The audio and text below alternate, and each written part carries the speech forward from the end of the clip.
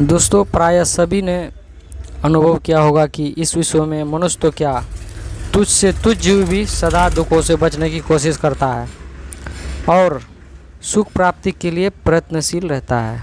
इस तथ्य को ध्यान में रखते हुए हम कह सकते हैं कि जब से सृष्टि की रचना हुई है तभी से मनुष्य भूख, प्यास, नींद आदि स्वाभाविक इच्छाओं को पूरा करने एवं शारीरिक रोगों से छुटकारा पाने के लिए प्रयत्नशील रहा है। इसी क्रम में सबसे पहले आयुर्वेद का उद्भव हुआ।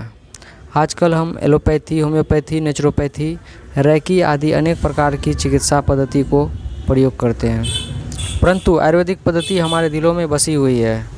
हम अपने रोज़मर्रा के जीवन में ही देखते सुनते हैं कि किसी को पेट दर्द होने पर या गैस होने पर अजवाइन, हींग आदि लेने को कहा जाता है। खांसी, जुकाम, गला खराब होने पर कहा जाता है कि ठंडा पानी न पियो, अदरक, तुलसी की चाय, तुलसी एवं काली मिर्च या शहद और अदरक का रस अथवा दूध व हल्दी ले लो आदि।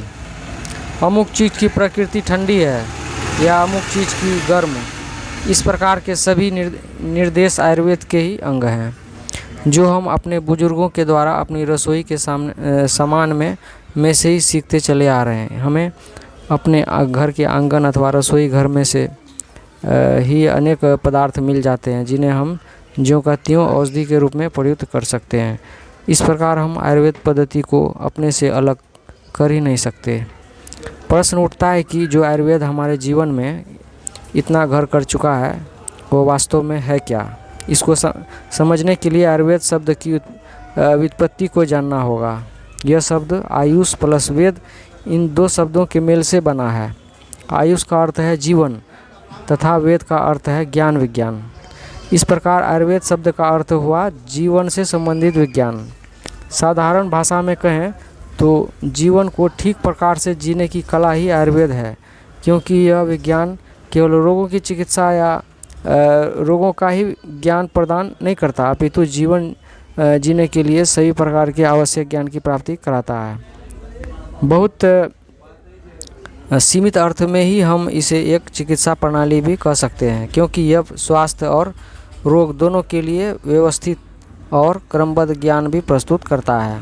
वास्तव में यह विज्ञान मनुष्य ही नहीं अपितु प्राणी मात्र के कल्याण के लिए ही इसके शारीरिक, मानसिक व आध्यात्मिक सभी पक्षों पर प्रभाव डालता है। महर्षि चरक ने चरक संहिता नामक ग्रंथ में आयुर्वेद की परिभाषा देते हुए कहा है, जो विज्ञान जीवन के हित अहित, सुख दुख, अवधि एवं लक्षण का ज्ञान कराता है वो आयुर्वेद है। इससे स्पष्ट होता है कि आयुर्वेद के ये सिद्धांत किसी विशेष व्यक्ति, जाति या देश तक सीमित नहीं है। ये सार्वभौमिक सभी जगह लागू होने वाले हैं। जिस प्रकार जीवन सत्य है, उसी प्रकार ये सिद्धांत और नियम भी सभी स्थानों पर मान्य और सत्य है, अतः शाश्वत और सार्वभौमिक है। इनमें सर्वे भवन्तु सुखिनः, सर्वे सन्तु निरामया, अर्थात सभी सुखी और निरोग हों का भाव निहित है।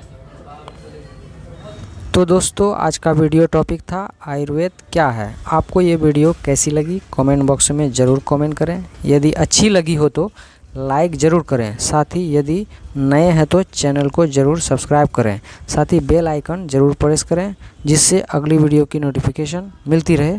तब तक के लिए लेते हैं विदा। Good bye.